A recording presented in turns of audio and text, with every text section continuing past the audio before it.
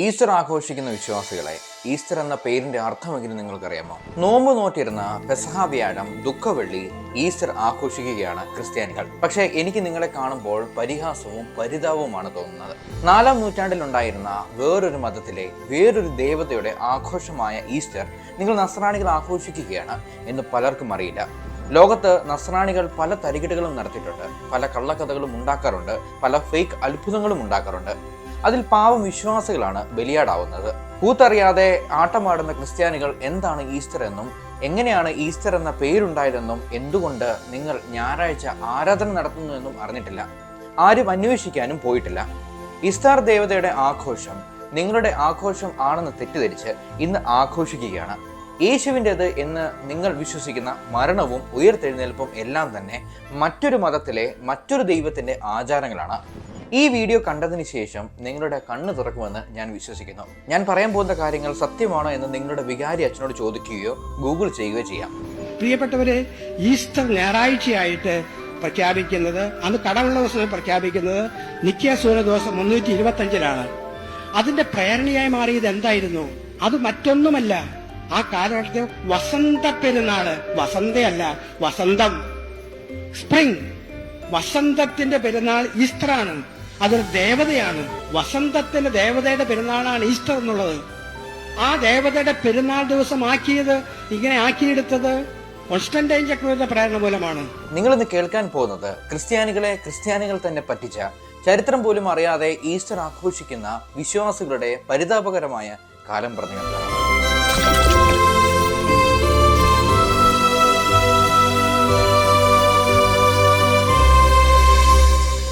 എന്താണ് ഇന്നത്തെ ക്രിസ്ത്യാനികളുടെ ഈസ്റ്റർ എന്ന് ആദ്യം മനസ്സിലാക്കാം. അപ്പോഴേ ഒറിജിനൽ കഥയുമായുള്ള സാമ്യവും നിങ്ങൾ എങ്ങനെ പറ്റിക്കപ്പെട്ടു എന്നും നിങ്ങളെ ആര് പറ്റിച്ചു എന്നും മനസ്സിലാക്കാൻ സാധിക്കും. ഈസ്റ്റർ യേശുക്രിസ്തുവിന്റെ പുനരുത്ഥാനത്തെ ആഘോഷിക്കുന്ന ക്രൈസ്തവ തിരുനാളാണ്.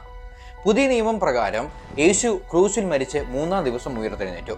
ഈ സംഭവം ക്രൈസ്തവ വിശ്വാസികൾക്ക് മനുഷ്യരാശിയുടെ പാപങ്ങൾക്ക് പരിഹാരം ലഭിച്ചതിന്റെയും നിത്യജീവന്റെ പ്രത്യാശയുടെയും പ്രതീകമായാണ് ഈസ്റ്റർ കൊണ്ടാടുന്നത്. ഈസ്റ്റർ വസന്തകാല സംവത്സരത്തിന്, അതായത് മാർച്ച് 21 ശേഷം, അതായത് ആദ്യ പൂർണ്ണിമയ്ക്ക് ശേഷമുള്ള ഞായറാഴ്ച ആഘോഷിക്കപ്പെടുന്നു. വർഷം 325 നിസിയ സഭയിൽ നിശ്ചയിക്കപ്പെട്ട ഒരു തീരുമാനമാണ് ഈസ്റ്റർ ആഘോഷം. ഈസ്റ്റർ ഒരു ദിവസത്തെ ആഘോഷം മാത്രമല്ല, ഇത് ഒരു കാലഘട്ടത്തിന്റെ ഭാഗമാണ്.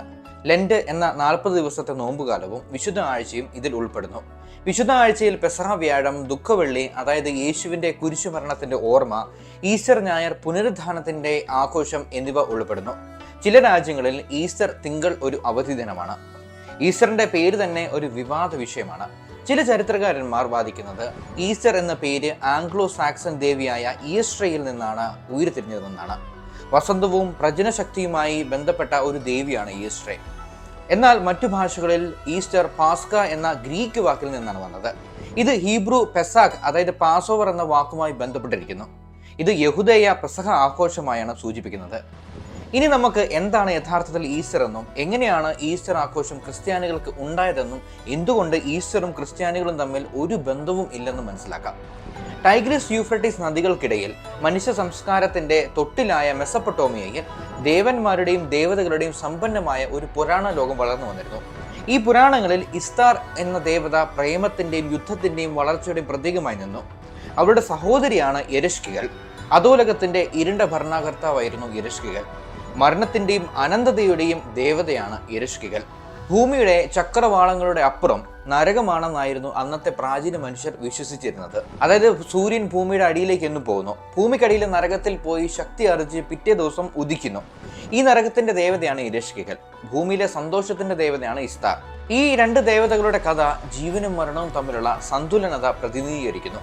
ഇസ്താറിന്റെ അധോലോകത്തേക്കുള്ള യാത്ര, യരഷ്കികളുമായുള്ള അവരുടെ ഏറ്റുമുട്ടൽ മെസൊപ്പൊട്ടോമിയൻ സംസ്കാരത്തിന്റെ ആഴമേറിയ വിശ്വാസങ്ങളെ വെളിപ്പെടുത്തുന്നു. ഇസ്താർ സുമേറിയൻ പുരാണങ്ങളിൽ ഇനാന എന്ന പേരുള്ള ദേവതയാണ്. പിന്നീട് അക്കാഡിയൻ, ബാബിലോണിയൻ, അസീറിയൻ സംസ്കാരങ്ങളിൽ അവൾ ഇസ്താർ എന്നറിയപ്പെട്ടു. ശുക്രൻ ഗ്രഹവുമായി, അതായത് വീനസ് ഗ്രഹവുമായി ബന്ധപ്പെട്ട അവൾ 8 കോണുകളുള്ള നക്ഷത്രത്താൽ പ്രതിനിധീകരിക്കപ്പെട്ടു. ഇസ്താർ ഒരു വൈരുദ്ധ്യാത്മക ദേവതയാണ്.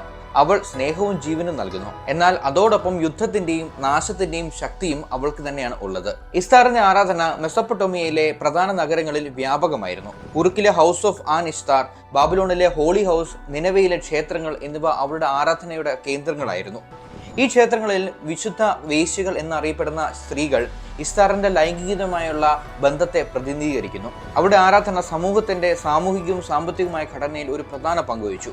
മെസൊപ്പൊട്ടേമിയൻ ഗിൽഗമേഷിന്റെ ഇതിഹാസത്തിൽ ഇസ്താർ ഗിൽഗമേഷിനെ പ്രണയിക്കാൻ ശ്രമിക്കുന്നു. എന്നാൽ അവൻ അവളെ നിരസിക്കുന്നു. ഇതിൽ കോപിഷ്ഠയായ ഇസ്താർ ദൈവങ്ങളോട് സ്വർഗത്തിന്റെ കാളയെ ഭൂമിയിലേക്ക് അയക്കാൻ ആവശ്യപ്പെടുന്നു.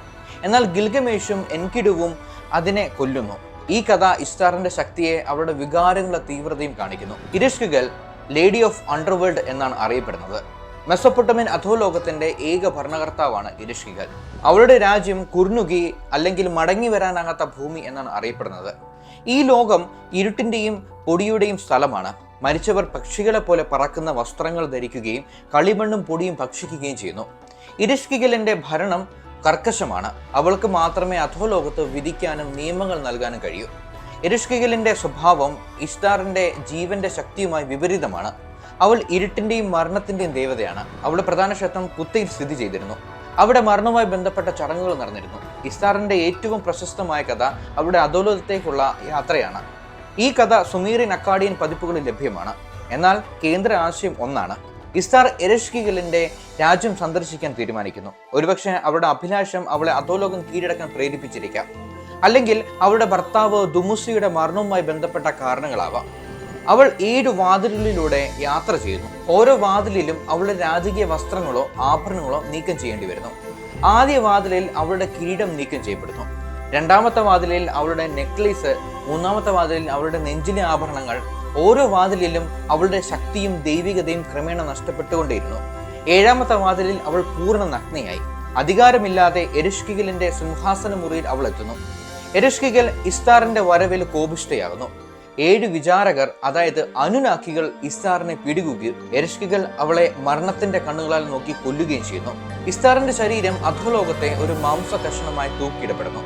അങ്ങനെ ഇസ്താറിന്റെ മരണം ഭൂമിയിൽ ഒരു ദുരന്തം സൃഷ്ടിക്കുന്നു. വളർച്ച നിന്നു പോകുന്നു. ജനനം അവസാനിക്കുന്നു. ജീവന്റെ ചക്രം തടസ്സപ്പെടുന്നു.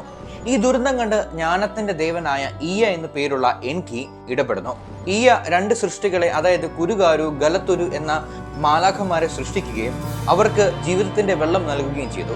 ഈ മാലാഖമാർ എരിഷ്കിഗലിനെ വഞ്ചിച്ച് ഇസ്താറിന്റെ ശരീരത്തിൽ ജീവിതത്തിന്റെ വെള്ളം തളിച്ച് അവളെ പുനരുജ്ജീവിപ്പിക്കുന്നു. എന്നാൽ അധോലോകത്തിന്റെ നിയമങ്ങൾ അനുസരിച്ച് ഇസ്താർ തന്റെ സ്ഥാനത്തിന് പകരക്കാരനെ നൽകണം. അവൾ തന്റെ ഭർത്താവ് ദുമുസി എന്ന് വിളിക്കപ്പെടുന്ന തമ്മൂസിനെയാണ് തിരഞ്ഞെടുക്കുന്നത്. അവനെ അധോലോകത്തേക്ക് കൊണ്ടുപോകുന്നു. എന്നാൽ ദുമുസിയുടെ സഹോദരി ഗെഷ്ടിനന്ന അവനു വേണ്ടി അപേക്ഷിക്കുന്നു.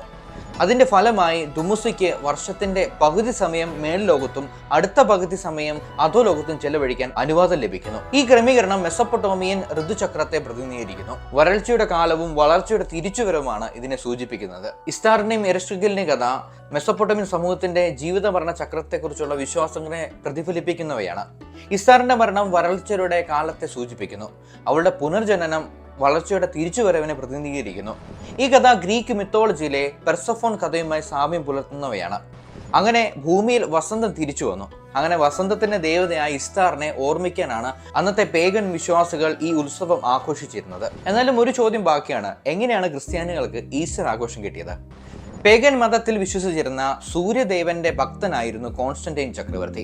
അദ്ദേഹത്തിന്റെ രാജ്യമായ കോൺസ്റ്റാന്റിനോപ്പിൾ ക്രിസ്തു മതത്തിന്റെ ചരിത്രത്തിൽ ഒരു നാഴികക്കല്ലാണ്. റോമൻ സാമ്രാജ്യത്തിന്റെ കിഴക്കൻ തലസ്ഥാനമായി മാറിയ ഈ നഗരം ക്രിസ്തു മതത്തിന്റെ വളർച്ചയിലും വ്യാപനത്തിലും നിർണായകമായ പങ്കുവഹിച്ചു. കോൺസ്റ്റാന്റിനോപ്പിൾ വർഷം 330 റോമൻ ചക്രവർത്തിയായ കോൺസ്റ്റന്റൈൻ ഒന്നാമൻ സ്ഥാപിച്ച നഗരമാണ്. ഇത് ബോസ്ഫറസ് കടലിടുക്കിന്റെ തീരത്തുള്ള പുരാതന ഗ്രീക്ക് നഗരമായ ബൈസന്റേനിയത്തിന്റെ സ്ഥാനത്താണ് നിർമ്മിക്കപ്പെട്ടത്. കോൺസ്റ്റന്റൈൻ റോമൻ സാമ്രാജ്യത്തിന്റെ തലസ്ഥാനം റോമിൽ നിന്ന് ഈ പുതിയ നഗരത്തിലേക്ക് മാറ്റി. ഇതിനെ ന്യൂ റോം എന്നാണ് വിളിച്ചിരുന്നത്. ക്രിസ്തുമതത്തെ സാമ്രാജ്യത്തിന്റെ ഔദ്യോഗിക മതമായി പ്രഖ്യാപിച്ച കോൺസ്റ്റന്റൈൻ ഈ നഗരത്തെ ക്രിസ്ത്യൻ വിശ്വാസത്തിന്റെ കേന്ദ്രമാക്കി മാറ്റി. കോൺസ്റ്റന്റിനോപ്പിളിന്റെ തന്ത്രപ്രധാനമായ സ്ഥാനം യൂറോപ്പിനെയും ഏഷ്യയും ബന്ധിപ്പിക്കുന്ന ഒരു പാലം. ഇതിനെ ഒരു സാമ്പത്തികവും സാംസ്കാരികവും മതപരവുമായ കേന്ദ്രമാക്കി. ബൈസന്റൈൻ സാമ്രാജ്യത്തിന്റെ തലസ്ഥാനമായി കോൺസ്റ്റന്റിനോപ്പിൾ 1000 വർഷത്തേക്ക് ക്രിസ്തുമതത്തിന്റെ ശക്തി കേന്ദ്രമായി നിലനിന്നു. 1453 ഓട്ടോമൻ തുർക്കികൾ ഇത് കീഴടക്കുന്നവരെ. കോൺസ്റ്റന്റൈൻ ഒന്നാമൻ ക്രിസ്തുമതത്തെ പ്രോത്സാഹിപ്പിക്കുന്നതിനായി നിരവധി പള്ളികൾ കോൺസ്റ്റന്റിനോപ്പിളിൽ നിർമ്മിച്ചു. അതിൽ ഏറ്റവും പ്രശസ്തമായത് ഹാഗിയ സോഫിയ, അതായത് ഹോളി വിസ്ഡമാണ്. ഈ ഗംഭീര ദേവാലയം പിന്നീട് ബൈസന്റൈൻ ചക്രവർത്തി ജസ്റ്റീനിയൻ ഒന്നാമൻ പുനർനിർമ്മിച്ചു. ക്രിസ്തുമതത്തിന്റെ വാസ്തുവിദ്യ മഹത്വത്തിന്റെ പ്രതീകമായി ഇത് മാറി. കോൺസ്റ്റന്റിനോപ്പിൾ ഓർത്തഡോക്സ് ക്രിസ്തുമതത്തിന്റെ ആസ്ഥാനമായി. റോമിനൊപ്പം ക്രിസ്ത്യൻ ലോകത്തിന്റെ പ്രധാന കേന്ദ്രങ്ങളിലൊന്നായി ഈ നഗരം മാറി. ഈ നഗരം ക്രിസ്തുമതത്തിന്റെ ആദ്യകാല വിശ്വാസ പ്രമാണങ്ങൾ രൂപപ്പെടുത്തുന്നതിൽ നിർണായക പങ്കുവഹിച്ചു. വർഷം 325 നിസിയയിലെ ഒന്നാം സൂനഹദോസ്, അതായത് ഫസ്റ്റ് കൗൺസിൽ ഓഫ് നിസിയ, കോൺസ്റ്റന്റൈൻ വിളിച്ചുകൂട്ടിയത് ഈസ്റ്ററിന്റെ തീയതി നിശ്ചയിക്കുന്നതിനും ക്രിസ്തുവിന്റെ ദൈവത്വം സ്ഥിരീകരിക്കുന്ന നിസീൻ പ്രമാണം, അതായത് നിസീൻ ഓഫ് ക്രീഡ് രൂപപ്പെടുത്തുന്നതിനും വഴിയൊരുക്കി. കോൺസ്റ്റന്റിനോപ്പിളിലെ ഒന്നാം സൂനഹദോസ് പിന്നീട് ഈ പ്രമാണത്തെ ശക്തിപ്പെടുത്തി. ഇത് ക്രിസ്തുമതത്തിന്റെ ദൈവശാസ്ത്രപരമായ അടിത്തറ ഉറപ്പിച്ചു. സൂര്യദേവനെയും ഇസ്താറിനെയും ആരാധിച്ചിരുന്ന കോൺസ്റ്റന്റൈൻ ക്രിസ്ത്യാനികൾക്കും ഞായറാഴ്ച അവരുടെ ദൈവത്തെ ആരാധിക്കാമെന്ന സഹായം ചെയ്തു കൊടുത്തു. അതോടൊപ്പം ഇസ്താർ ദേവതയുടെ ആഘോഷം ക്രിസ്ത്യാനികൾക്ക് ഈസ്റ്റർ ആക്കി കൊടുത്തു. ഞായർ എന്നാൽ സൺഡേ, അതായത് സൂര്യനെ ആരാധിക്കേണ്ട ദിവസം. അതാണ് ഇന്നും ക്രിസ്ത്യാനികൾ പിന്തുടരുന്നത്. അതുപോലെ തന്നെ കോൺസ്റ്റന്റൈന്റെ ദേവതയുടെ ആഘോഷം ക്രിസ്ത്യാനികൾക്കും ഉയർത്തെഴുന്നേൽപ്പിന്റെ ആഘോഷമായി മാറി. എല്ലാവർക്കും അറിയാം, ഇന്ന് നമ്മളെല്ലാം സൺഡേ ആണ് നമുക്ക് ഹോളിഡേ. ലോകം എങ്ങും 7 ദിവസം പണിയെടുക്കുകയും 7-ാം ദിവസം വിശ്രമിക്കുകയും ചെയ്യുന്ന പാരമ്പര്യം മറ്റൊരു മതത്തിലുമില്ല, യഹൂദ മതത്തിലല്ലാതെ. യഹൂദ മതത്തിൽ മാത്രമുള്ള ഒരു പാരമ്പര്യമാണ്. പക്ഷെ യഹൂദ മതത്തിലുള്ളവര് അത് ഞായറാഴ്ചയല്ല ആചരിച്ചിരുന്നത്, ശനിയാഴ്ചയാണ്. എന്നിട്ട് ഇത് ഞായറാഴ്ചയാക്കിയത് കോൺസ്റ്റന്റൈൻ ചക്രവർത്തിയാണ്. എന്തിന്?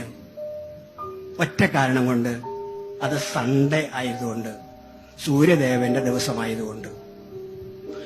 ഇപ്പൊ നമുക്കെല്ലാവർക്കും അറിയാം, ഡിസംബർ 25 ക്രിസ്മസ് ആയിട്ട് നമ്മൾ എല്ലാവരും ആഘോഷിക്കാറുണ്ട്. ഡിസംബർ 25 ക്രിസ്തു ജനിച്ച ദിനമാണ്. നിങ്ങൾ കാര്യം കരുതുന്നുണ്ടോ? ക്രിസ്തു ജനിച്ചതുമായിട്ട് അതിന് യാതൊരു ബന്ധവുമില്ല. ക്രിസ്തുവിന്റെ ജന്മവുമായി ഡിസംബർ 25 ഒരു ബന്ധവുമില്ല. ആരും ആ ദിവസമാണ് യേശു ജനിച്ചതെന്ന് ആരും പറഞ്ഞിട്ടുമില്ല. യേശു ജനിച്ചെന്നാണ് കൃത്യമായ ആളുകൾ പറയുന്നുമില്ല. പിന്നെ ഈ പെരുന്നാള് എങ്ങനെയുണ്ടായി? അത് ഉണ്ടാക്കിയത് കോൺസ്റ്റന്റൈനാണ്. ഡിസംബർ 25 ക്രിസ്മസിന്റെ ദിനമായി, ഒഴിവ് ദിവസമായി, ആഘോഷ ദിവസമായി, ആ സാമ്രാജ്യത്തിൽ മുഴുവൻ ഒഴിവ് ദിവസമായി പ്രഖ്യാപിച്ചത് കോൺസ്റ്റന്റൈനാണ്. കോൺസ്റ്റാന്റിനോപ്പിളിന്റെ പാത്രിയാർക്കീസ്, അതായത് എക്യുമെനിക്കൽ പാട്രിയാർക്ക്, ഓർത്തഡോക്സ് ക്രിസ്ത്യാനികളുടെ ആത്മീയ നേതാവായി. അദ്ദേഹം റോമിലെ പോപ്പിന് തുല്യമായ സ്ഥാനം വഹിച്ചു. ഈ നഗരം ക്രിസ്തുമതത്തിന്റെ കിഴക്കൻ ശാഖയായ ഓർത്തഡോക്സ് ക്രിസ്തുമതത്തിന്റെ ആധികാരിക കേന്ദ്രമായി മാറി. പ്രത്യേകിച്ച് 1054 വലിയ വിഭജനം, അതായത് ഗ്രേറ്റ് സ്കീസം, റോമൻ കത്തോലിക്ക ഓർത്തഡോക്സ് സഭകളെ വേർപിരിച്ചപ്പോൾ കോൺസ്റ്റന്റിനോപ്പിളിലെ ഈസ്റ്റർ ആഘോഷങ്ങൾ ഓർത്തഡോക്സ് ക്രിസ്തുമതത്തിന്റെ പാരമ്പര്യങ്ങളെ രൂപപ്പെടുത്തി. ഇത് ഇന്നും കിഴക്കൻ ഓർത്തഡോക്സ് സഭകളിൽ, അതായത് ഗ്രീക്ക്, റഷ്യൻ, സെർബിയൻ ഓർത്തഡോക്സ് സഭകളിൽ തുടരുന്നു. ഈസ്റ്റർ മുട്ടകൾ, പാസ്കൽ വിജിൽ, ചുവപ്പ് മുട്ടകൾ എന്നിവ ഓർത്തഡോക്സ് പാരമ്പര്യങ്ങളിൽ ഇന്നും പ്രധാനമാണ്. കോൺസ്റ്റന്റിനോപ്പിളിന്റെ സ്വാധീനം റോമൻ കത്തോലിക്ക സഭയിലും കാണാൻ സാധിക്കും. എന്നാൽ 1054 വലിയ വിഭജനത്തിന് ശേഷം ഈസ്റ്റർ ആഘോഷങ്ങളിൽ ചില വ്യത്യാസങ്ങളുണ്ടായി. ഉദാഹരണത്തിന്, ഓർത്തഡോക്സ് സഭകൾ ജൂലിയൻ കലണ്ടർ ഉപയോഗിക്കുന്നതിനാൽ അവരുടെ ഈസ്റ്റർ തീയതി പലപ്പോഴും കത്തോലിക്ക ഈസ്റ്ററിൽ നിന്ന് വ്യത്യാസപ്പെട്ടിരുന്നു. 1453 ഓട്ടോമൻ തുർക്കികൾ കോൺസ്റ്റന്റിനോപ്പിൾ കീഴടക്കി ഇത് ഇസ്താംബുൾ എന്ന പേര് സ്വീകരിച്ചു. എന്നിരുന്നാലും ഇന്നും ഓർത്തഡോക്സ് ക്രിസ്തുമതത്തിന്റെ ആത്മീയ കേന്ദ്രമായി ഇത് മാറി. ഇസ്താംബുളിലെ എക്യുമെനിക്കൽ പാത്രിയാർക്കേറ്റ് ഇന്നും നിലനിൽക്കുന്നു. ഹാഗിയ സോഫിയ മുസ്ലിങ്ങൾ കൈയടക്കി മുസ്ലിം പള്ളിയായും പിന്നീട് മ്യൂസിയമായി മാറിയെങ്കിലും ബൈസന്റൈൻ ക്രിസ്തുമതത്തിന്റെ പൈതൃകത്തിന്റെ പ്രതീകമാണ്. ഈസ്റ്റർ ഇന്നും ഓർത്തഡോക്സ് ക്രിസ്ത്യാനികൾക്കിടയിൽ ഒരു പ്രധാന ആഘോഷമാണ്. കോൺസ്റ്റന്റിനോപ്പിളിൽ രൂപപ്പെട്ട പാസ്കൽ വിജിൽ, ചുവപ്പ് മുട്ടകൾ, ഗ്രേറ്റ് ലിറ്റർജി എന്നിവ ഗ്രീസ്, റഷ്യ, സെർബിയ തുടങ്ങിയ രാജ്യങ്ങളിൽ തുടർന്നു. ഈസ്റ്റർ ക്രിസ്തുമതത്തിന്റെ ഐക്യത്തിന്റെ പ്രതീകമായി കോൺസ്റ്റന്റിനോപ്പിളിന്റെ ചരിത്രപരമായ പങ്കിനെ ഓർമ്മിപ്പിക്കുന്നു. 355 ദിവസങ്ങൾ മാത്രമുണ്ടായിരുന്ന ജൂലിയൻ കലണ്ടർ തെറ്റായിരുന്നതിനാൽ കാലാകാലങ്ങൾ കൊണ്ട് ഏപ്രിലിൽ വരേണ്ട ഈസ്റ്റർ തണുപ്പത്തും മഴയത്തും എല്ലാം വരാൻ തുടങ്ങി. അങ്ങനെ ജൂലിയൻ കലണ്ടർ തെറ്റാണെന്ന് മനസ്സിലാക്കിയ ഗ്രിഗറി 13-ാമൻ മാർപ്പാപ്പയാണ് വർഷം 1582 പുതിയ കലണ്ടർ ഉണ്ടാക്കിയത്. അതാണ് ഇന്നും നമ്മൾ ഉപയോഗിക്കുന്ന 365 ദിവസങ്ങളുള്ള ഗ്രിഗോറിയൻ കലണ്ടർ. അങ്ങനെ ഈസ്റ്റർ അന്നു മുതൽ എല്ലാ വസന്തകാലത്തിലും വരാൻ തുടങ്ങി. ക്രിസ്ത്യാനികൾ ഞായറാഴ്ചകൾ ആരാധന നടത്താൻ തുടങ്ങി. വീഡിയോ ഇഷ്ടമായെങ്കിൽ ചാനൽ സബ്സ്ക്രൈബ് ചെയ്യാൻ മറക്കരുത്. മറ്റൊരു വീഡിയോയിൽ കാണാം. Thank you for watching.